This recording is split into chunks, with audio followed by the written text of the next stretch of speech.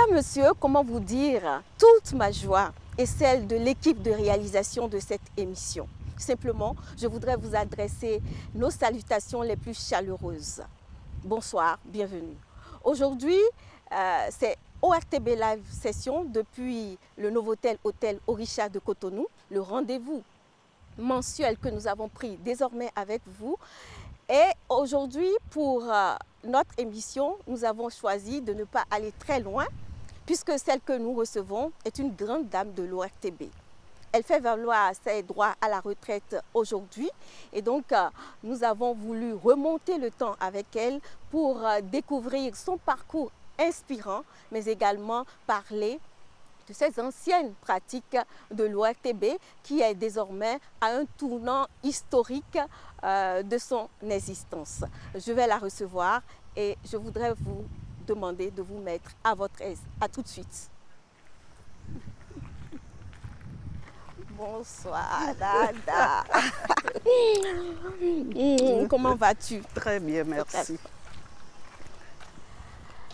Alors, la première des choses, c'est de savoir comment est-ce que tu te sens d'être de l'autre côté. Parce que généralement, les journalistes, ils n'aiment pas qu'on leur pose des questions. Mais aujourd'hui, te voici de l'autre côté. Ben, merci de m'accueillir sur l'émission. C'est un plaisir et j'ai accepté à cœur joie. Maintenant, bon, l'exercice n'est pas le premier, donc j'ai dû subir quelques interviews parce que je devrais les accorder. Et puis j'ai été reçue quand même sur 1, 2, 3 émissions pendant mon parcours. Mais jamais comme ça à l'ORTB. Et puis en plus, c'est une jeune sœur qui vous reçoit. Une jeune sœur Oui. que j'apprécie beaucoup. On s'est toujours bien entendu sur pas mal de choses. Et alors, rien ne nous a jamais opposés. C'est ça. Donc, tout de suite, j'ai dit vous. Après, j'ai d'abord dit tu et après, j'ai dit vous. Qu'est-ce qu'on choisit? Parce que moi, j'ai envie de dire Dada, comme j'ai l'habitude de dire, mais comme nous sommes à la télé, qu'est-ce que vous choisissez? Ben, je crois que le principe, c'est qu'on se vous voit. D'accord. Donc, on va y aller en se vous voyant. Voilà. C'est bien Merci. sûr. Ça. Alors, aujourd'hui, je vous connais assez discrète, aussi bien dans votre beauté, je vous l'ai souvent dit, que dans tout ce que vous faites. Mais ici, sur les réseaux sociaux et avec nos internautes, nous avons l'habitude de fouiner partout dans la vie de nos invités. Et je voudrais me rassurer donc ici, sans langue de bois, on va pouvoir dire tout. Oui, je suis partant pour le principe. Vous jurez? Partant. Alors, avec la complicité de notre réalisateur, nous irons vers la première étape de cette émission.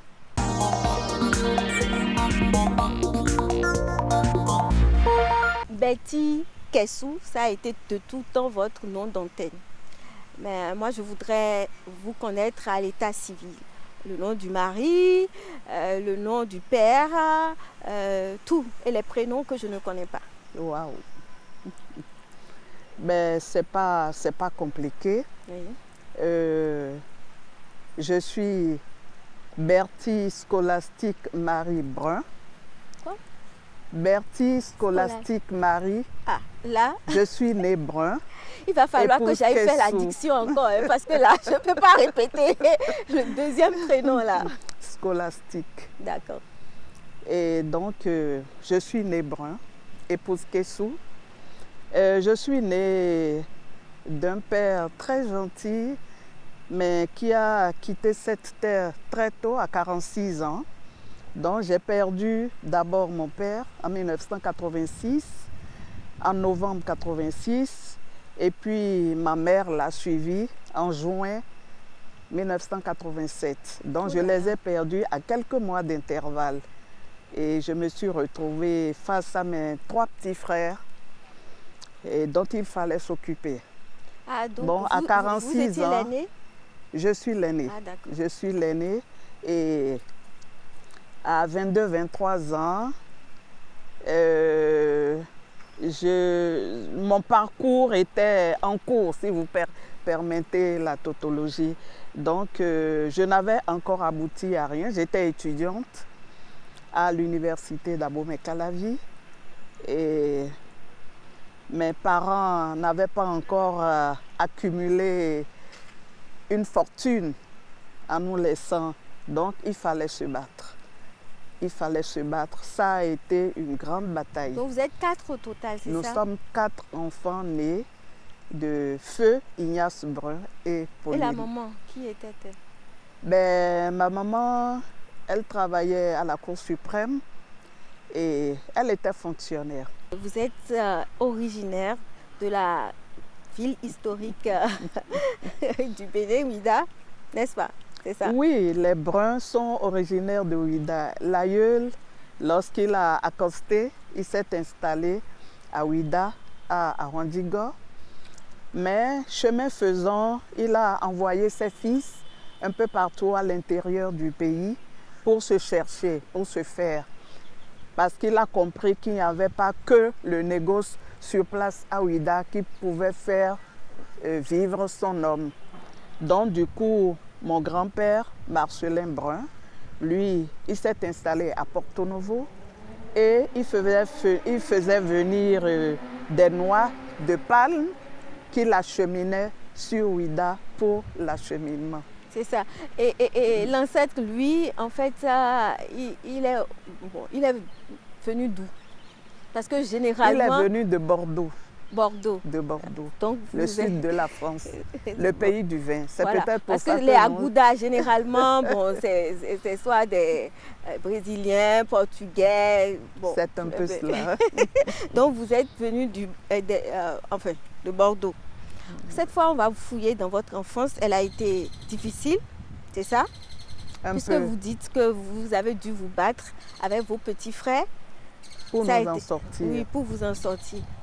Parce des anecdotes pour voilà, nous dire comment ça a été. Mais au départ, nous, lorsqu'on était tout petits, mais nous avons été élevés dans du coton, hein, parce que on ne manquait de rien.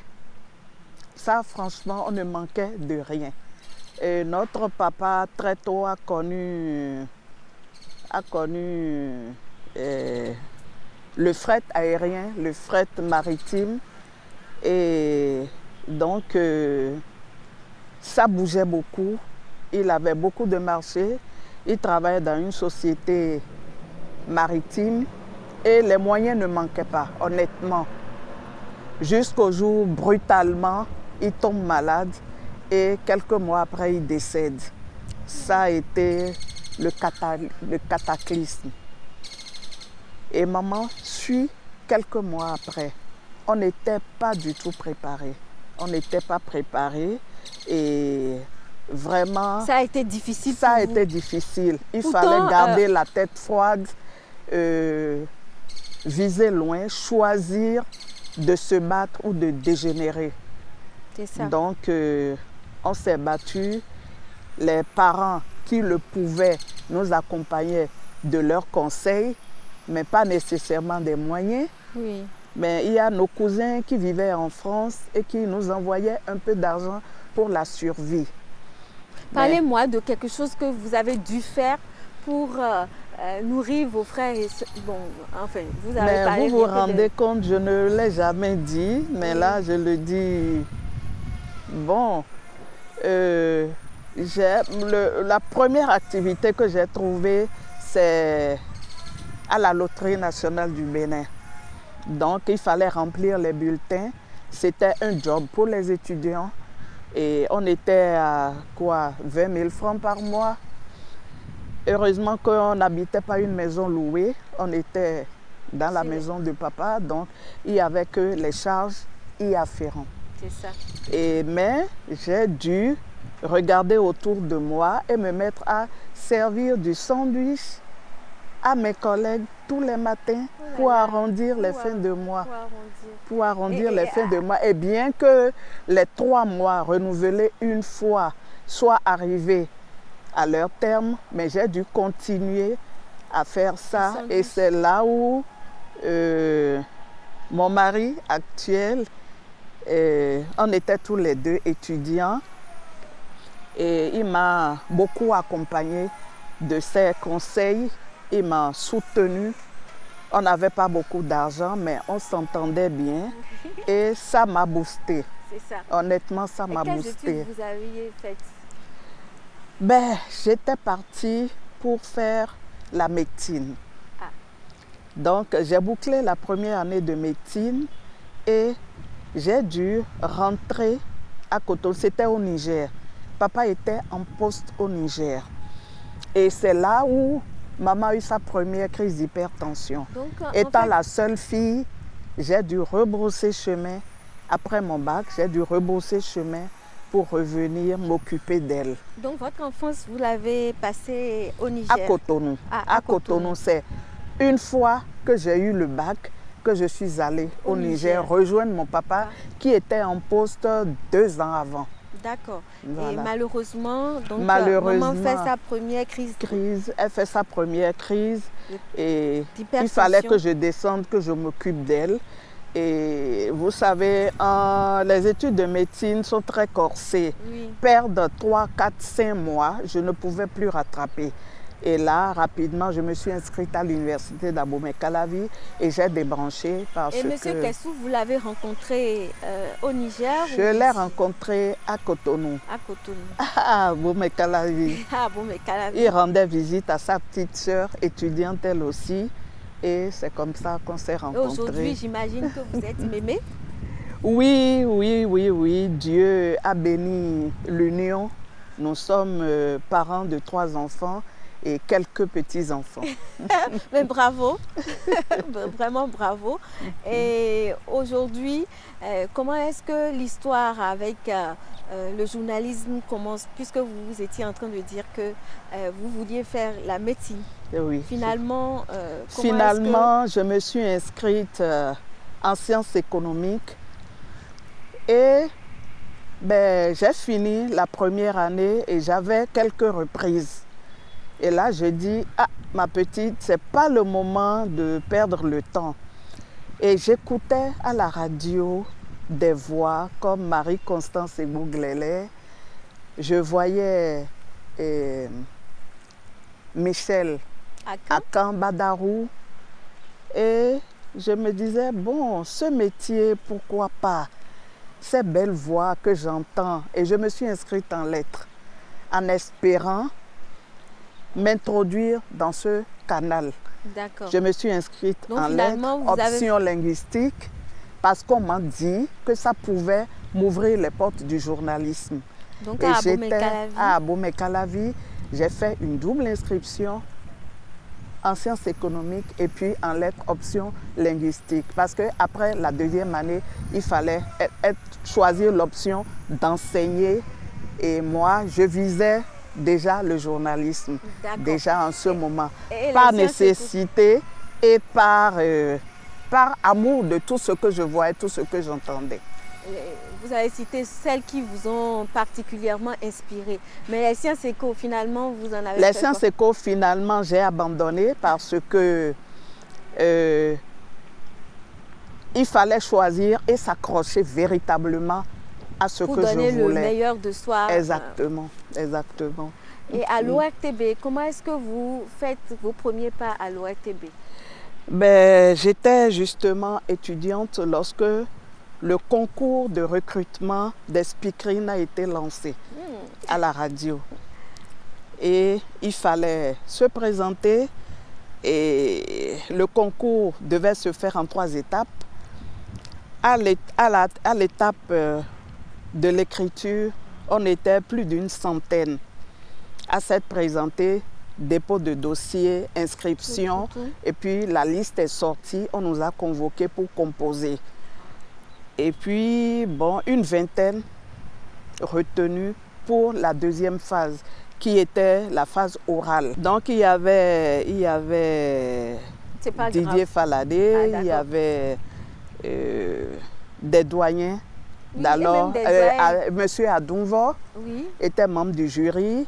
et Didier Faladé et puis En tout cas, Martial Gossi. Ah. Voilà, Vous Martial êtes sortis, vous Gossi. l'aimez, c'est ça, finalement. de ce Donc, concours-là. ils étaient là pour l'oral et nous avons passé l'étape de l'oral et on était à peu près une dizaine, 8 ou 10 pour la dernière phase. La dernière phase, c'était le passage à l'écran.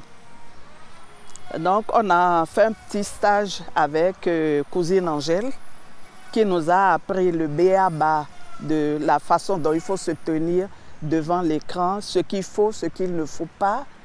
Et puis, ça y est, paf, on nous balance à l'antenne à blanc. À blanc, c'était toujours la troisième et dernière étape du concours. Donc, à cette étape, nous avons été 4 à être retenus. Il y avait vous, Il y avait Pélagie Sonoté, il y avait Nikes Adjovi et puis Clémence Avoyon. D'accord. Donc, on était les 4. Et vous savez, au temps chaud de la Révolution, le chef de l'État a dit, le Mison a dit, le ministre ne veut pas. Et du jour au lendemain, ce concours que nous avons passé avec brio, et on était toutes contentes. Voilà, ça c'est le Novotel Hôtel qui nous l'offre. Merci beaucoup.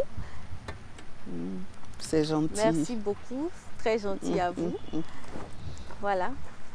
Et donc, on était les 4 retenus, nous avons fait des exercices et on nous avait dit que bon, c'était bon, qu'on nous embauchait. Mais du jour au lendemain, on nous a dit, ben, attendez d'abord, restez un peu à la maison, on n'est pas prêt à vous embaucher. Le budget ne permet pas encore qu'on vous prenne. Et vous êtes retourné? On est retourné chacun chez lui. Et c'est des mois après qu'on vous C'est rappelle? des mois après, Clémence et Nikes Adjovi se sont désistés parce que elles n'en voulaient plus. On ne parle pas de aujourd'hui. Non, elles n'en voulaient plus. Et donc, Pélagie et moi, nous nous sommes présentés à l'appel. On a répondu à l'appel et le stage a repris. Le stage a repris et c'est en 1988, 2 ans après qu'on ait passé le concours, c'est 2 ans après que nous avons eu le premier contrat. Donc, j'ai été véritablement membre du personnel de l'ORTB comme collaboratrice extérieure en 1988. Alors, ce que j'aimerais savoir, vous savez, généralement, les gens ont beaucoup de stéréotypes par rapport aux femmes journalistes. Est-ce que vous n'avez pas eu peur de ces stéréotypes lorsque vous choisissez de faire du journalisme? Et puis, n'avez-vous pas souffert finalement? Oui, vous savez, chaque chose a son revers. Hein? Chaque chose a son revers. Je crois qu'il faut beaucoup communiquer, non pas passer son temps à se justifier, mais votre comportement au quotidien en dit long sur vous. Parce que si vous offrez la perche, mais il y a toujours quelqu'un pour la saisir. Vous pensez que les stéréotypes viennent des femmes elles-mêmes? Bon, pas nécessairement. Pas nécessairement. D'accord, puisque vous êtes en train de dire que le comportement aussi en dit long. Bon, c'est...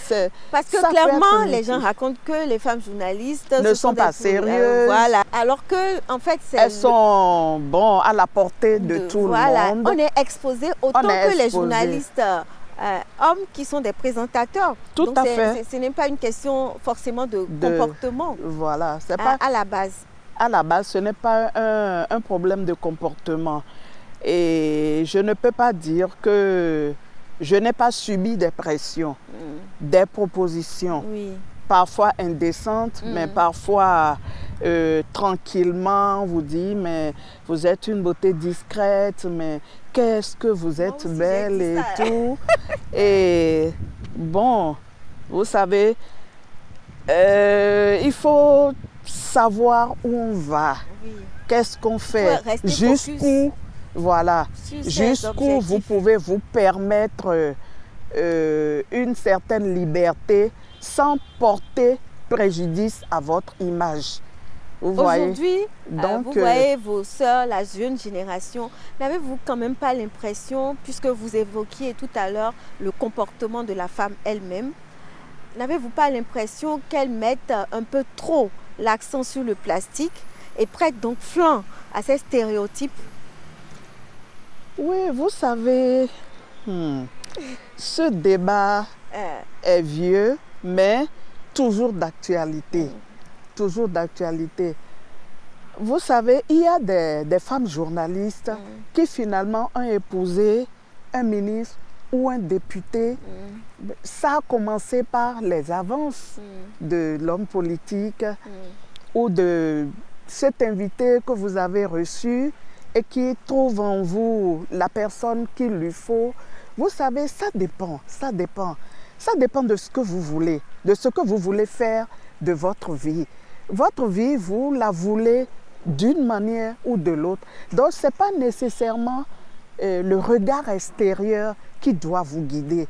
Si vous êtes en harmonie avec vous, avec ce que vous voulez en votre âme et conscience.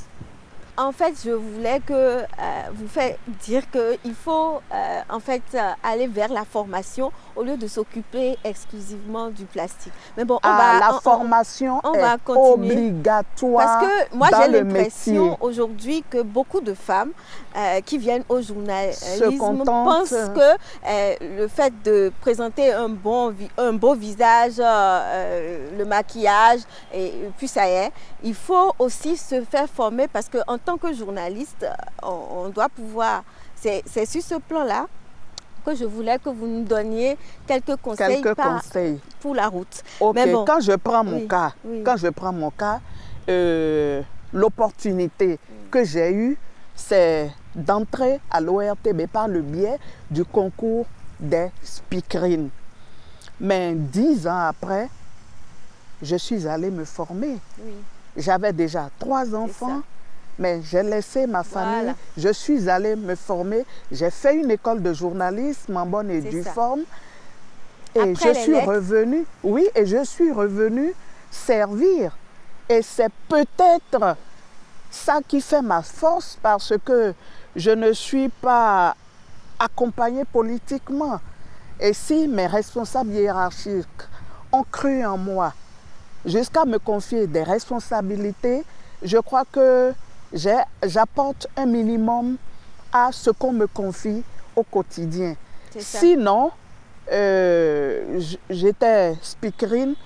À une certaine époque, l'ORTB ne voulait plus de speakerine parce que ce sont les mutations dans le métier.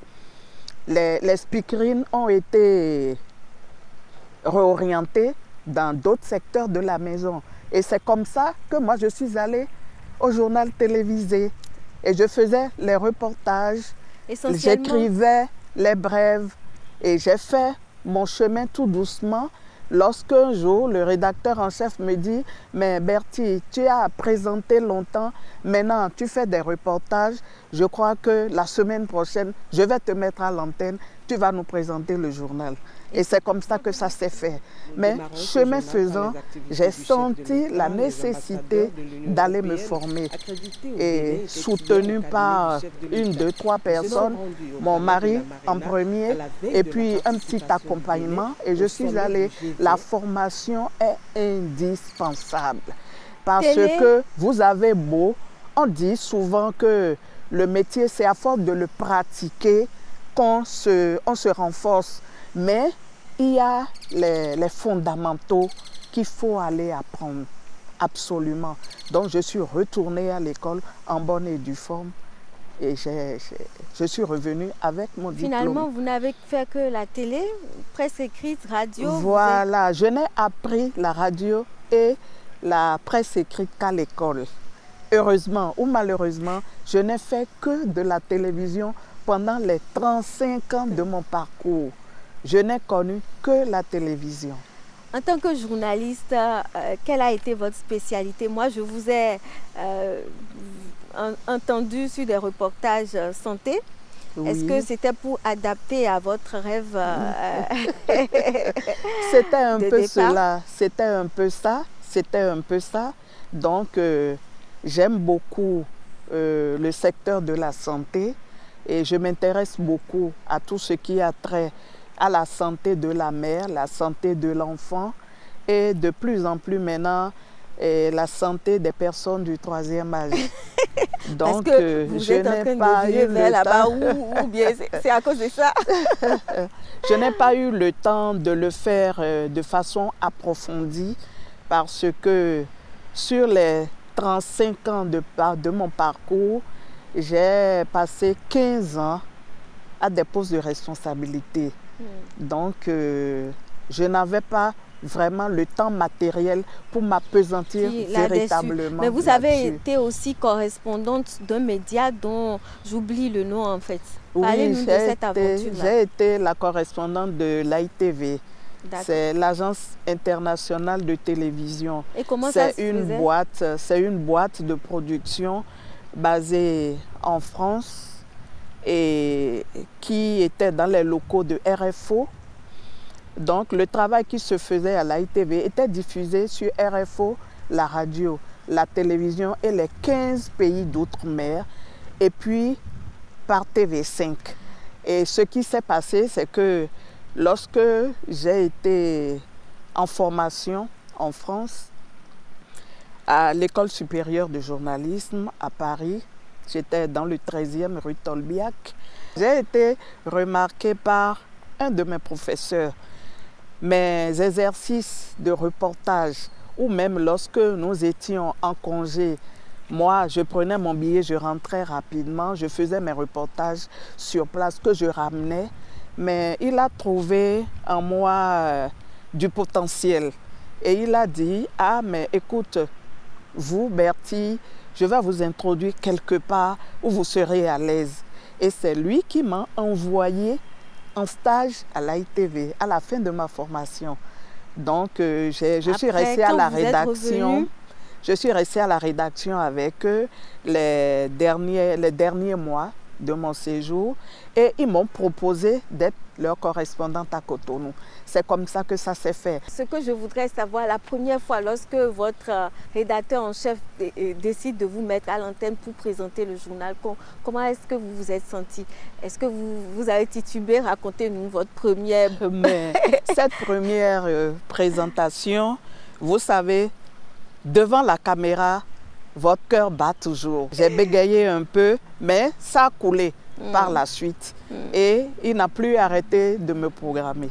Vous avez occupé plusieurs fonctions. Moi, je vous ai connue secrétaire de rédaction.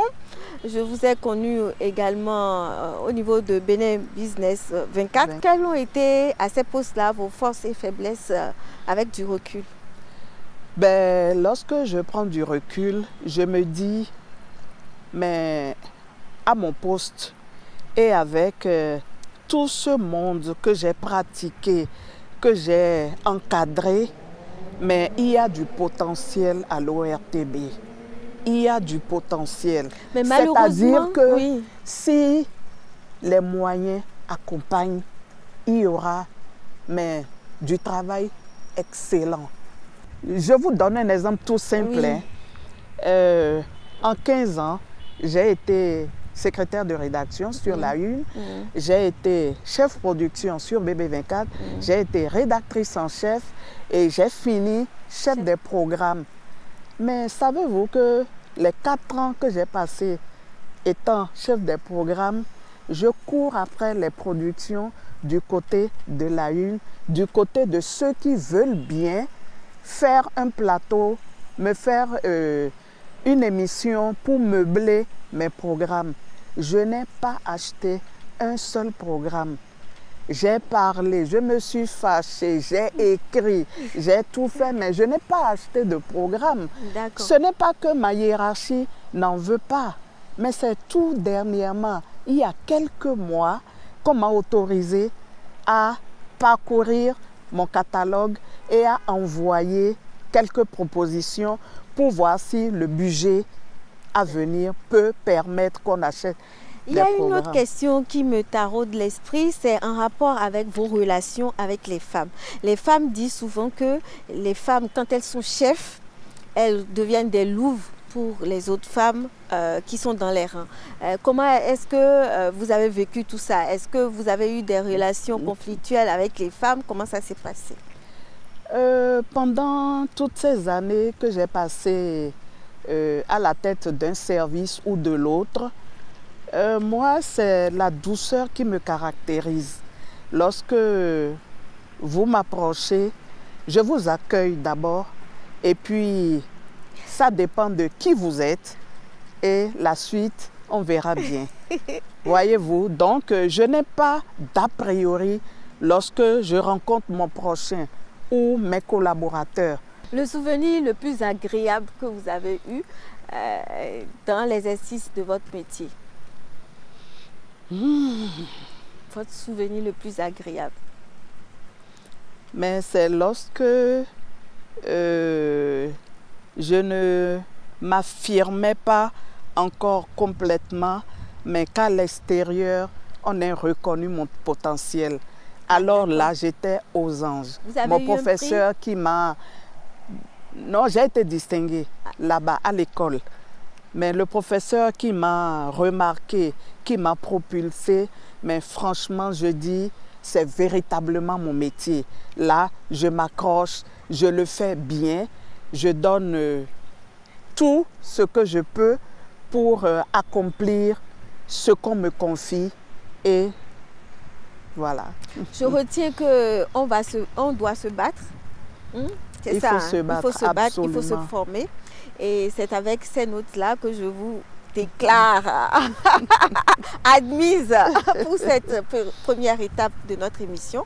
Nous allons continuer avec le second moment et on appelle ça le moment de vérité. Là, on va vous poser des questions sur l'actualité. Le moment de vérité.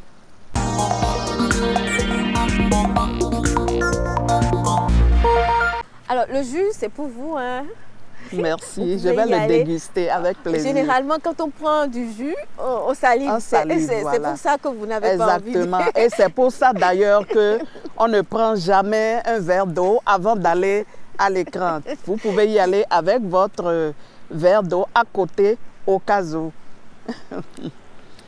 Vous avez terminé en tant que chef programme d'un média thématique. BB24, donc Bénin Business 24. Et donc, vous avez eu le temps de parcourir beaucoup de productions sur un plan purement économique. Et là, je vais vous demander ce que vous pensez en fait des hommes et des femmes du Bénin et de leur capacité à entreprendre ou à produire. Il y a eu beaucoup de productions effectivement sur BB24. La jeune équipe dynamique que je salue d'ailleurs à nouveau au passage et parcourait monts et vallées pour être à la recherche de producteurs cachés dans leur coin qui n'avaient pas les moyens de communiquer. Lorsqu'il y avait un budget pour, on l'a fait. On l'a fait et progressivement, on s'est contenté de ratisser Cotonou et environ. Mais alors, je puis dire que l'homme d'affaires béninois, à petite échelle, à grande échelle, peine beaucoup pour y arriver. Il y a beaucoup de préalables qui fait défaut et c'est surtout à ce niveau que se situe leur peine. Sinon, il y a beaucoup d'initiatives. Il y a beaucoup d'initiatives. Il y a beaucoup d'initiatives depuis les feuilles de laurier, la citronnelle, produire à grande échelle, sortir, extraire les essences, chercher des marchés d'écoulement qu'ils ne trouvent pas. Voyez-vous. Mais ils se battent quand même. Ils se battent au quotidien. En tant que média thématique, est-ce que vous avez quand même l'impression d'avoir impacté suffisamment la visibilité des producteurs béninois ou même les décisions politiques béninoises sur un plan économique? Vous savez, nous avons eu beaucoup de retours. Nous avons eu beaucoup de retours des gens qui, après notre passage, ont été sollicités pour mettre à disposition leur production. Il y a des aînés qui nous appellent et qui disent mais vous faites bien, tout ce que vous nous montrez nous édifie. Dans notre village, là où on s'est retiré, après avoir travaillé et tout. Et même de l'extérieur, il y a plusieurs collègues qui ont reçu des mails de félicitations pour avoir produit tel ou tel magazine sur un produit local. Et du coup, les gens nous demandent les adresses de ces producteurs-là. Bon. Donc vous vous dites que certainement qu'ils ont des retours aussi. Oui, c'est un créneau porteur parce que à l'heure du numérique, nous sommes obligés d'avoir des chaînes thématiques. C'est pour la proximité de la population. Et d'ailleurs même, je peux vous dire que une fois à BB24, je me suis retrouvée un peu plus dans ma peau parce que à BB24, vous savez, nous n'avons pas pris l'habitude de faire des reportages classiques. Ouverture d'un séminaire, nous allons sur le terrain. Et même si lors d'un séminaire, il y a eu un sujet qui colle à une réalité de chez nous, nous nous rendons sur les sites pour présenter le reportage autrement. Du coup, nos éditions du journal, c'était de petites productions. Et d'ailleurs, étant pendant des années correspondante de l'AITV, c'est de cette manière que j'ai appris à présenter les sujets que je leur envoyais.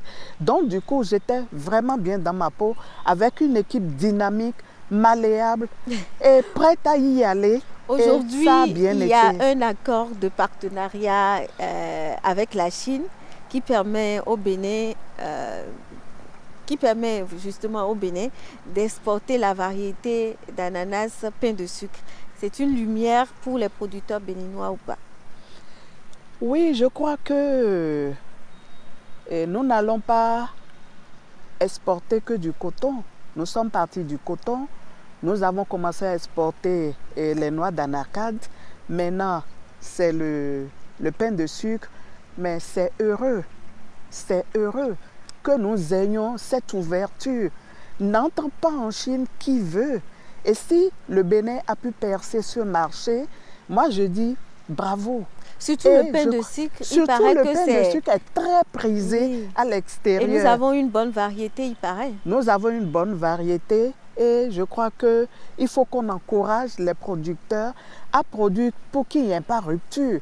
Parfois, on en manque au marché. On ne va pas en manquer puisque j'ai fouillé et j'ai trouvé que vous avez une ferme et donc vous-même, vous pouvez vous mettre dans la production de l'ananas pour qu'on n'en manque pas. Est-ce que cette nouvelle activité, c'est une porte de sortie ou c'est une autre passion? La production? Oui, vous avez la ferme, non? Je viens de dire que j'ai trouvé, c'est vrai, non? Bien sûr, je ne savais pas que vous avez toute cette information. Mais, je suis journaliste. Non, effectivement, nous avons une ferme de près de 10 hectares. Nous avons mis des palmiers et je faisais à mes heures perdues de l'extraction d'huile de palme parce qu'il y avait une installation sur le site. Nous sommes essayés dans l'ananas. Nous sommes essayés dans les pains de sucre et à force de produire, on s'est rendu compte qu'il fallait calibrer avant d'exporter et nous l'avons fait pendant un bout de temps et nous avons baissé la garde. Je crois que c'est le moment parce que lui-même il se retire progressivement. Ce sera le moment pour nous de reprendre à bras le corps. Sinon, on a un volet élevage aussi. D'accord. Donc, avec ces différents accords qui sont en train d'être signés, vous ne pensez pas être une riche fermière bientôt? Ben, sait-on jamais, sait-on jamais. L'ORTB quand même est à un grand tournant de son existence. On ne va pas passer ça sous silence. Je voudrais que maintenant que vous êtes en train de partir ou que vous êtes parti, vous nous donniez quand même votre point de vue sur ce qu'est devenu l'ORTB au fil des années. Vous y avez passé quand même 30 ans. Oui, vous savez, en 30 ans, 35 ans, l'ORTB a connu beaucoup de mutations. L'ORTB a connu beaucoup de mutations et l'ORTB a vogué avec l'air du temps. Je me rappelle, vous savez, j'ai vu passer près de 15 directeurs de l'ORTB. 15. Donc, ce sera une colle de les citer tous. Mais, vous savez, au fur et à mesure que le temps passe, on veut quelque chose pour sa communication. On veut quelque chose pour ses médias. Donc, l'ORTB n'est pas en marge des mutations, de l'évolution des choses. Nous sommes à l'ère du numérique. Nous sommes à l'ère du numérique et si ce qui serait bien pour l'ORTB, ce serait cette fusion, mais pourquoi pas, faisons l'expérience. Et puis peut-être dans 4 ans, 5 ans ou dans 10 ans, on fait le bilan et on voit si on continue dans cette voie ou si on rebrousse chemin. Il ne sert à rien de ne pas essayer. Parce que vous et moi, vous vous rappelez qu'à un certain moment, nous avons connu la mixité. Oui. Nous avons connu la mixité. Oui. C'était une mutation. Moi, j'étais à la radio. Voilà, et il fallait travailler pour la radio et la télévision. Et les équipes étaient mixtes. Nous avons connu ça. Et je crois qu'au bout de 2 ou 3 ans, on s'est rendu compte que ce n'est pas ce qu'il nous fallait. Et on a laissé tomber. Donc, je crois que avec les avancées, avec le numérique, il faut réfléchir à faire autrement, mais à faire bien. Ce qui se passe en réalité aujourd'hui, c'est que on nous fait beaucoup de reproches, les téléspectateurs, les autorités. On a l'impression d'avoir tout le monde à dos.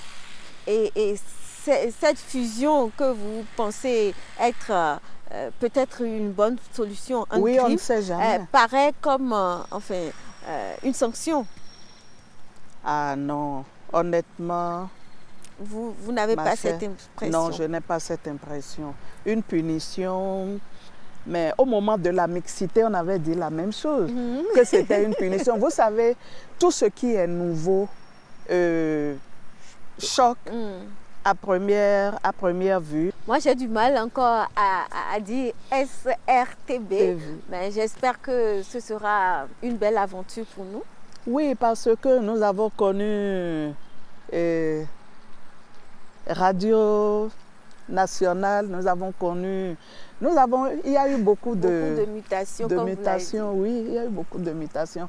Les noms de la maison ont évolué avec le temps. Donc, les internautes vous attendent pour vous poser des questions. Voici le show des internautes.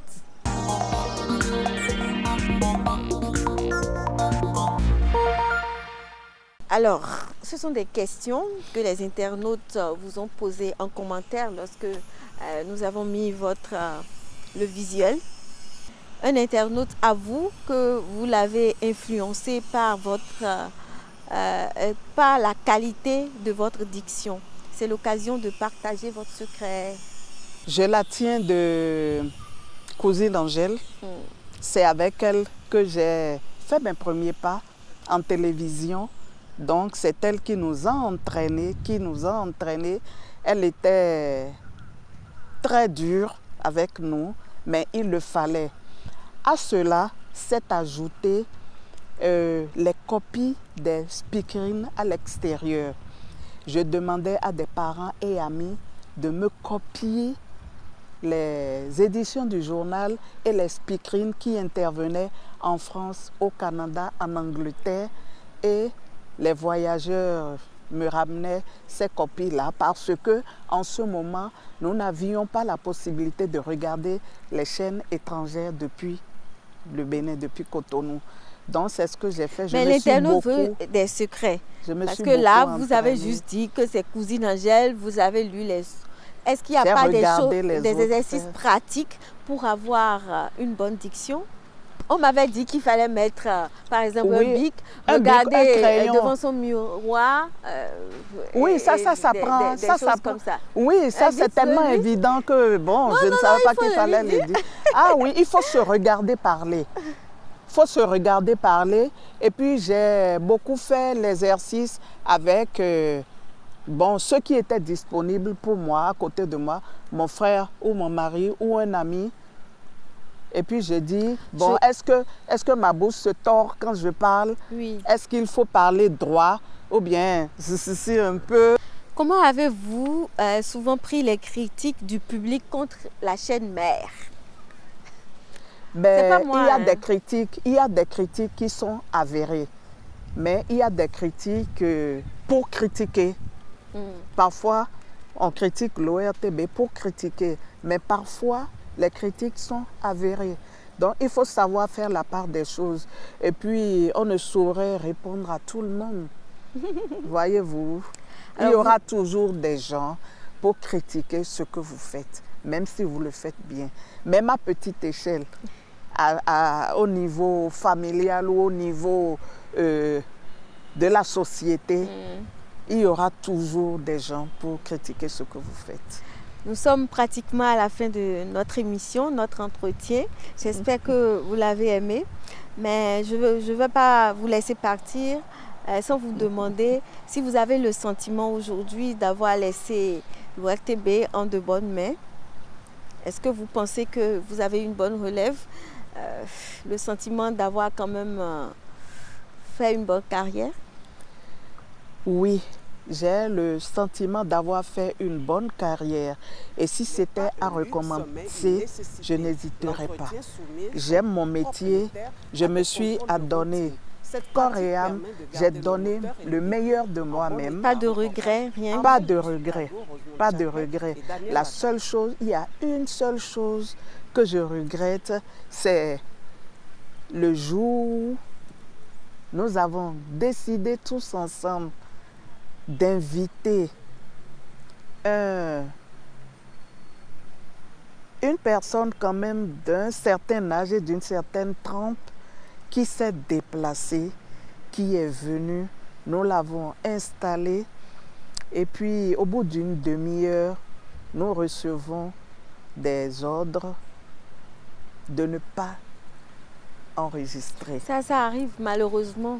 Vous l'aviez dit au début, les autorités interviennent beaucoup dans notre travail. Donc, il y a ce volet-là qui, de temps en temps, fait mal aux journalistes. Quelles recommandations vous allez nous faire pour la relève? Je vous le demandais, mais bon. Oui, je crois que il nous faut garder la maison. Est en de bonnes mains. D'accord. Elle est en de bonnes mains. Et comme je vous l'ai dit, les gens avec peu de moyens font des merveilles. Donc, tant qu'ils auront un minimum pour s'épanouir, ils donneront le meilleur d'eux-mêmes là-dedans. Et comme je vous l'ai dit, l'ORTB regorge de talent. Nous connaissons le métier. Nous connaissons le métier. Mais il y a des pesanteurs, de temps en temps, il y a des dérapages. Et donc, je crois que ça va aller. Moi, j'ai bon espoir que ça va aller. J'ai pris du plaisir à vous écouter, à tirer beaucoup de choses de vos expériences. J'espère que je vais pouvoir, moi également, faire du chemin, un bon chemin. Oui, oui, absolument. Un dernier mot, c'est bon? C'est bon, je vous remercie de m'avoir reçu sur ORTB Live Session. Et je vous le dis, si je vous ai reçu, c'est parce que justement vous avez été là pour moi et que vous avez été celle qui a été la première à accepter que cette émission passe sur la télévision. Merci beaucoup. Ce fut un plaisir. C'est très gentil. Ce fut un plaisir parce que le contenu accroche et lorsque vous avez démarré, vous n'avez pas réclamer, quelque chose de grand. oui, de grands moyens avant d'y aller. Et je crois que ça fait école. Ça fait école et je suis sûre que l'émission a de beaux jours devant elle. Ben, merci beaucoup. Je vous encourage à continuer sur cette voie et j'encourage la jeune génération à ne pas vouloir faire trop d'exigences. Vous savez, il faut faire des exigences, il faut qu'on vous accorde les moyens pour y aller.